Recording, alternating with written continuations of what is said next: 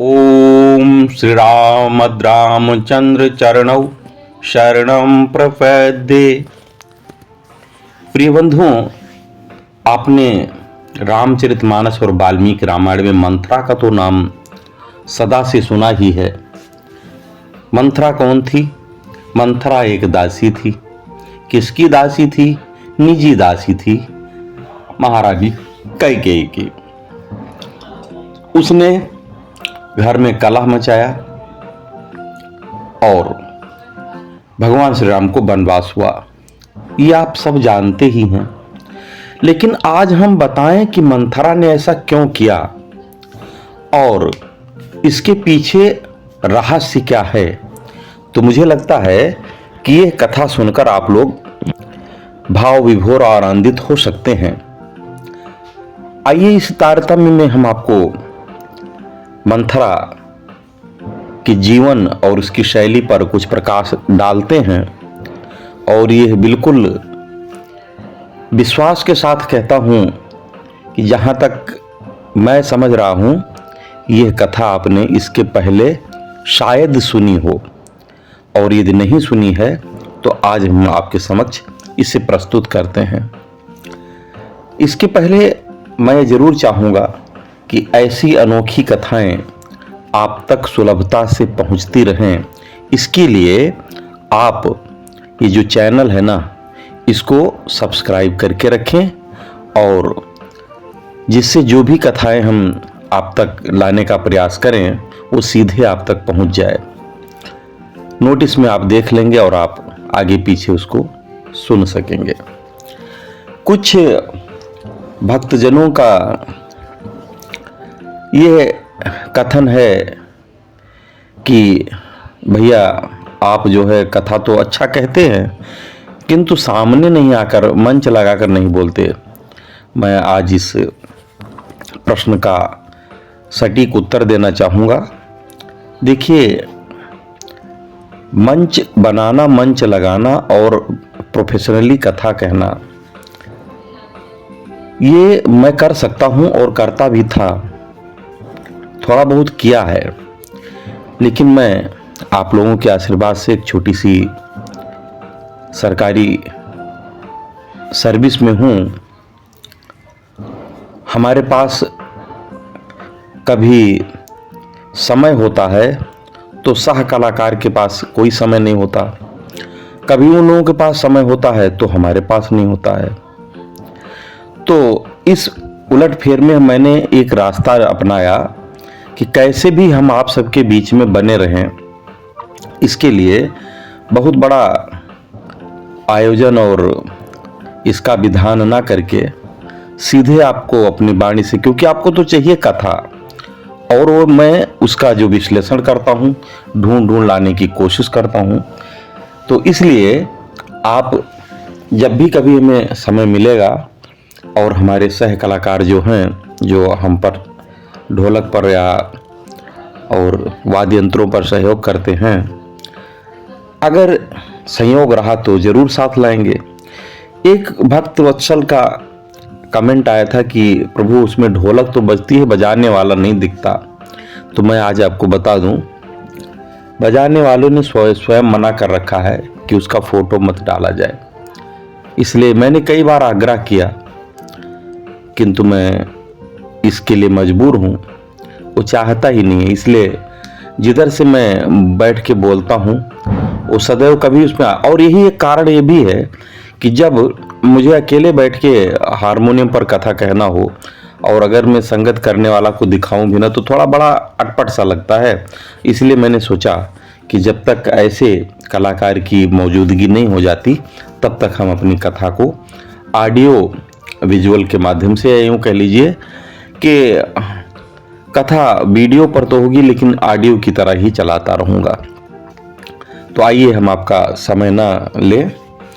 रामचरितमानस में अगर आप अयोध्या कांड के दोहा नंबर 12 को देखिए तो उसमें गोस्वामी श्री तुलसीदास जी ने लिखा है कि नाम मंथरा मंदमती चेरी कैकेयी केरी अजस पेटारी ताहि करे गईंगी रामति फेर। अब नाम देखिए भैया, उसका नाम मंथरा है। मंथरा, उसकी दो भाव निकलते हैं। मंथरा वैसे नाम ही अच्छा नहीं है, लेकिन मंथर का मतलब होता है मंद गति से, तो वो यथा नामे तथा गुणे है। ये पूरी मंथर है, अर्थात मठूस है, मंद है, सुस्त है, टेढ़ी और नीच भी है। अच्छा, मंद बुद्धि वाली भी है। कई पुस्तक में तो उदाहरण आया है कि ये कुबड़ी ही नहीं थी, बल्कि शरीर से 3 जगह से ही टेढ़ी थी। इसके पैर टेढ़े मेढ़े थे, ये कमर से झुकी हुई थी और ऊपर कुबड़ भी निकले हुए थे। तो एक मंथर, मंथ का मतलब बिलोडना होता है, जिसको आप जानते हैं, जिससे दही वगैरह घर में मथानी कह लीजिए, मथते हैं। और मथानी का काम क्या करती है, जब आप दोनों हाथ के मध्य में उसको चलाते हैं तो क्या करती है, वो दुष्टता का प्रकाश डालती, मतलब ठीक है, वह घर फोड़ने का काम करती है। मथानी क्या करती है, घर फोड़ने का काम करती है भैया। जैसे आपने दही में अगर उसको मथानी डालकर और कंटिन्यू आप हिलाते रहिए सदा सर्वदा, तो आपने देखा होगा वो दही में से मक्खन को अलग कर देती है, यानी कि अपनों से अपनों को जुदा कर देती है। ये काम होता है मथानी का, और यही मंथरा करती है कि सबको उथल पुथल करो, हिला करके अस्त व्यस्त कर डालो। यही उसके गुण हैं, और शायद इसीलिए उसका नाम मंथरा पड़ा था। अब चेरी कैकेयी के, ये बहुत बड़ी बात है भैया। ये दासी है, ये अयोध्या में आई थी, तो कैकेयी जी के साथ ही शादी में, विवाह में।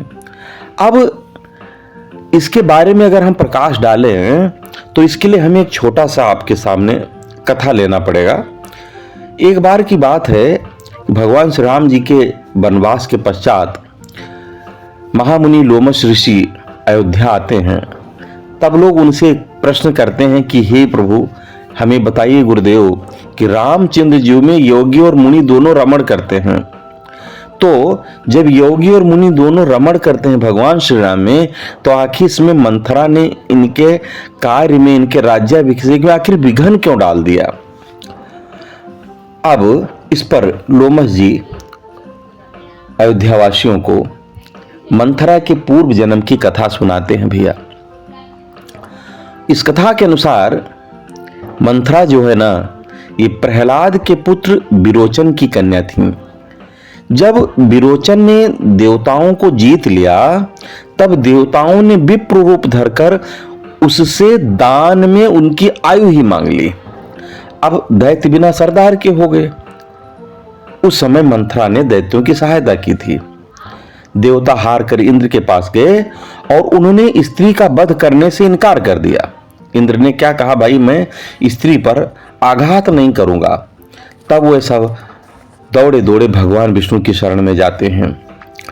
भगवान विष्णु शस्त्र धारण किए हुए समर भूमि में आते हैं और इंद्र को उसको मारने की आज्ञा देते हुए कहा कि ये पापनी आततायनी है और इसका वध करना उचित है। आज्ञा पाकर इंद्र ने वज्र चलाया, तब वह चिल्लाती हुई पृथ्वी पर गिर पड़ी, जिससे उसके कुबड़ निकल आए। इसके बावजूद घर पर जब वो आई, उस पर भी लोगों ने उसको बुरा भला कहा। अब मंथरा तो पीड़ा से व्यथित किंतु क्रोध में भी भरी हुई, रोती बड़बड़ाती हुई ये कहने लगी कि विष्णु तो पापात्मा है, हमको इंद्र से इन्होंने ही मरवाया है। और बहुत भला बुरा कहा, यहां तक कह डाला कि पहले भृगु की स्त्री को मारा, फिर वृंदा को छला, नृसिंह हो प्रहलाद के पिता को छला। इसी तरह सदैव छल कपट और व्यवहार करके देव कष्ट को दूर किया करते हैं विष्णु जी। उसी दशा में वो मर गई। मरते समय विष्णु भगवान से और असुरों से, क्योंकि इन्होंने समर में इसका साथ छोड़ दिया था और उनकी स्त्रियों ने उल्टे इसी को 4 बातें सुना डाली, इसलिए बदला लेने की वासना के साथ, बदला लेने की चेष्टा से वह दूसरे जन्म में कैकेयी की दासी बनती है। उस पुराने वैर को निकालने के लिए उसका जन्म हुआ, क्योंकि उसने मनाया था कि भगवान ऐसी जगह जन्म दें कि उनके समीप रहकर उनके कार्य में मैं विघ्न डालूं। और इसका नाम मंथरा पड़ा, क्योंकि यह पूरी मंथर है, 3 जगह से टेढ़ी है और मंदबुद्धि तो है ही है। अब बात आती है, एनालिसिस करें अगर हम इस दोहे का, चेरी कैकेयी केर। तो भैया एक बार मुनिवर महामुनि नारद जी चक्रवर्ती महाराज के पास आए और उनसे राजा केकई, जो वर्तमान में काकेसिया या काकेसिस कह लीजिए, किसी किसी के मत से तो एक कश्मीर भी है, कि लड़की कैकेयी की सुंदरता की प्रशंसा करते हुए बोले कि हे महाराज, उसकी हाथ की रेखाओं को मैंने देखा है और इससे ये सिद्ध होता है कि वह एक बड़े तपस्वी धर्मात्मा पुत्र की माता होगी, और इससे मैं कहता हूं कि आप प्रभु विवाह कर लीजिए, पुत्र होगा। अब राजा को चिंता हुई कि उससे विवाह क्यों करो। धात्री योगिनी ने इसका बीड़ा उठाया। योगिनी ने कैके देश में आ कैकेयी का अपने ऊपर विश्वास जमा, उससे दशरथ महाराज के रूप, तेज, बल, ऐश्वर्य की प्रशंसा करके उनको रिझाया। बात समझ रहे ना। अब होते होते राजा केके को जब खबर लगी तो उन्होंने सभा में गर्गाचार्य इत्यादि से सम्मति ली। गर्ग जी ने रावण के वध की भविष्य की कथा भी उनको सुना दी महाराज कैकेयी को। अब बात देखिए, यहां तक जब आ गई तो कैकेयी राजा ने गर्ग जी द्वारा उत्तराधिकारी का वरदान का उनसे अनुनय भी नहीं की, और इस प्रकार केके राज ने महाराजा चक्रवर्ती सम्राट दशरथ को संदेश भेजा कि हम अपनी कन्या कैकेयी का आपसे विवाह कर देंगे, हमें कोई बुरा नहीं होगा, लेकिन आप ये प्रतिज्ञा करें कि जो भी पुत्र कैकेयी का होगा वह ही राज्य का उत्तराधिकारी होगा, और अगर ऐसा है तो हम फलदान कर देते हैं। महाराज अवध नरेश श्री दशरथ जी महाराज सोच में पड़ गए। गुरु वशिष्ठ आदि को बुलाकर उनकी सम्मति ली। वशिष्ठ जी ने सलाह ब्याह कर लेने की दी, और यह कहते हुए कि अभी उसकी चिंता क्या करना, पुत्र धर्मज्ञ होगा, इससे वह कोई अड़चन न डालेगा। अतएव विवाह हुआ। मंथरा दासी कैकेयी के साथ अवध आई। अब नाम मंथरा मंद, अगर इस भाव को देखा जाए तो भैया देखो, अयोध्या में राम विमुख श्री राम जी से विरोध रखने वाली एक यही थी, दूसरा कोई नहीं था, कोई भी नहीं। ऊपर से मंदबुद्धि भी है, इसको कुछ भी अकल बताओ तो इसके पल्ले तो पड़ने वाली नहीं। अब मंदबुद्धि यदि कोई है तो उसकी मति भैया कोई भी डिगा सकता है, फेर सकता है, जबकि दिव्य बुद्धि वाली जल्दी ऐसा नहीं फिरते। उदाहरण के लिए कहा गया है कि विधि हरे हर माया बड़ी भारी, सो न भरत मत सकै निहारी, सो मति मोह कहत कर बोरी, चंदन कर की चंड कर चोरी। भैया उस पर भी यह चेरी है, दासी है, तो नीच तो ऐसे ही है, मति फेरी है। उत्तम स्त्री पुरुषों को अपेस देने का साहस न पड़ सका। पुनः भाव की सरस्वती जी जानती हैं कि राजा केकेयी के बस में ही हैं। उन्होंने उसे 2 वरदान पहले देने के लिए कह भी दिए हैं, और मंथरा कैकेयी की चेरी है तथा प्रिय भी है।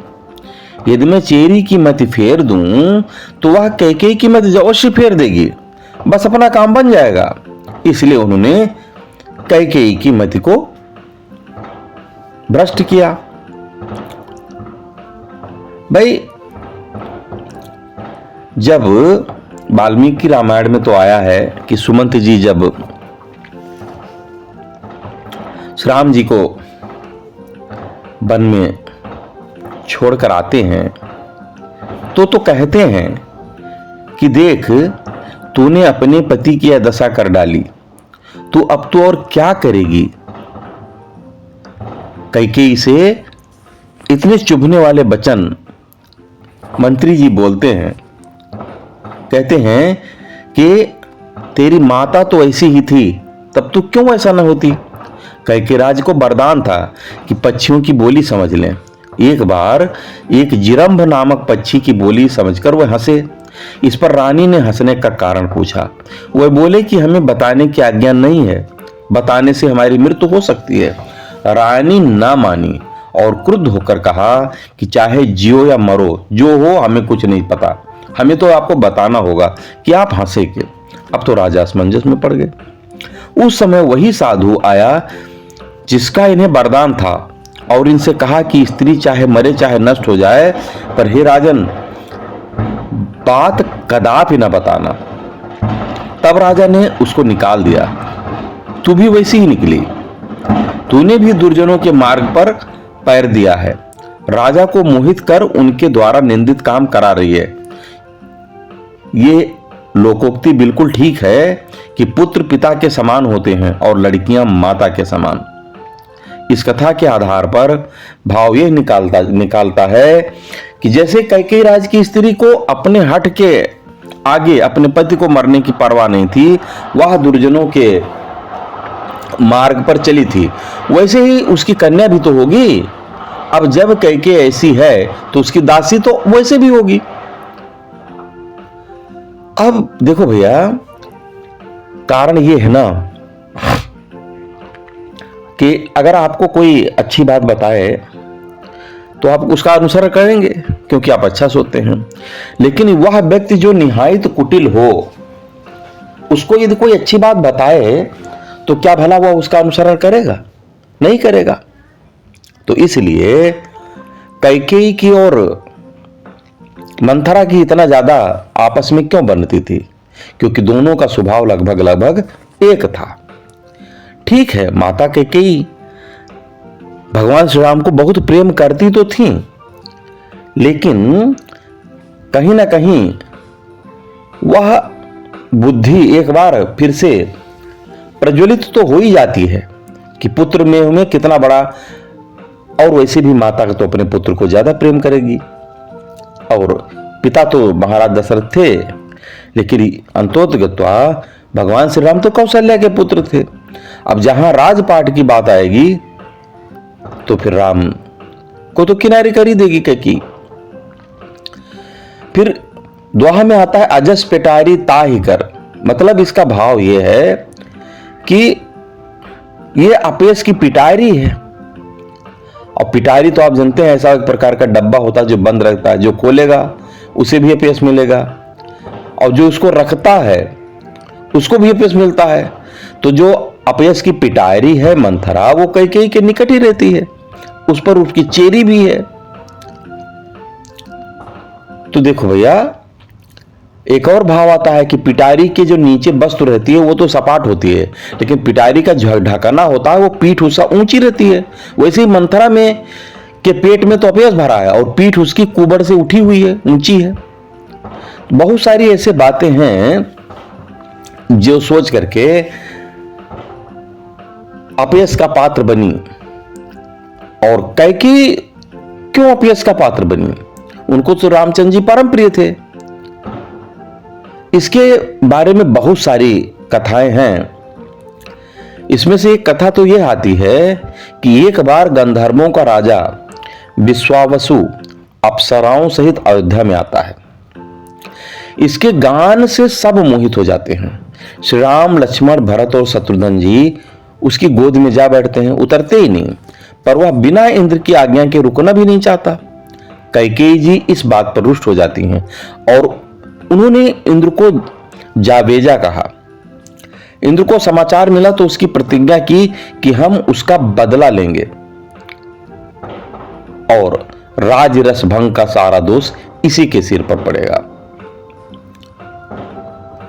देखिए, गोस्वामी तुलसीदास जी ने भी बहुत ही सटीक ढंग से लिखा है कि को न कुसंगत पाए न साई, राहे न नीच मात चतुराई। तो भैया देखिए, ऐसा है, एक छोटी सी कथा और आ रही है कि एक बार कैकेयी जी के पिता ने शिकार करते समय एक मृग का वध कर दिया था। तब उसकी मृगी रोती हुई अपनी माता के पास आती है उसने सब वृतांत सुन राजा के निकट आकर कहा कि ये हमारा जामाता है, तुम इसे छोड़ दो, मैं इसे जीवित कर लूंगी, कारण कि मैं यक्षिणी हूं, मेरे भय से यह निर्भय फिरता है। राजा ने यह वचन सुन उसको तलवार मारी। तब उसने मरते समय कहा कि राजन, जैसे तुमने मेरा प्राण लिया है उसी प्रकार मैं तुम्हारे जामाता का प्राण लूंगी। अब जामाता कौन थे? महाराज दशरथ जी। तो वही ये मृगी भैया अंत में मंथरा हुई थी। वैसे ये कथा जो अभी अंत में हम बता रहे हैं, ये बहुत ज्यादा मान्य, हम नहीं कहते मान्य है, लेकिन बहुत ज्यादा मान्यता में नहीं आई है, क्योंकि ये कथा हमने अपने ही कुछ इष्ट बिंदुजनों से सुना है, लेकिन कहीं पढ़ने लिखने किसी पुस्तक में नहीं आई है। तो इस प्रकार आप समझ गए होंगे कि दासी मंथरा कौन थी, उसने महाराजा दशरथ जी से बदला क्यों लिया, उनको मृत्यु का कारण क्यों बनाया, कैकेयी को अपयश क्यों लगवाया और श्री राम जी को वनवास क्यों हुआ। जय जय श्री सीताराम।